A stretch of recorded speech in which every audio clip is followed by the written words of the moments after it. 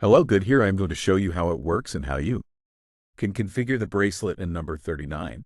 This alarm clock, as you know, it can be configured so that it vibrates on your wrist and wakes you up. This will make you wake up.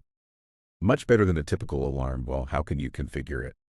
We are going to use the second plan menu, and now as you can see the time that we are going to sleep and the time that the bracelet is going to wake us up no longer appears. We will click on the activated alarm above that and now slide down. As you can see, when we press alarm activated at the exact time on the bottom left, three different types of alarms do not appear. The first is with the exact time it will wake us up at the time we tell it. That is as if it were a timer, but on the bracelet that will vibrate. The second is that it will wake us up when we have met the sleep objective. For example, 100% of the required floor, 85% of the required sleep, or 70% of the required sleep. Well, and the third option is when our recovery is in green. That is, we have already pill recovers, but we can select the maximum time we want it to wake us up. For example, if we set it to 7:45, our bracelet will wake us up between 6:45 and 7:45 at the time when our body is most optimal for wake up. But if at that time our body is not optimal to wake up, the bracelet will wake us up at 7:45 at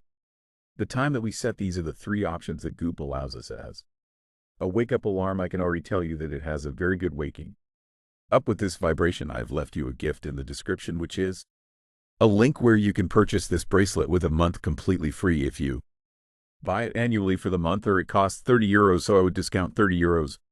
This is all. See you later. Thank you.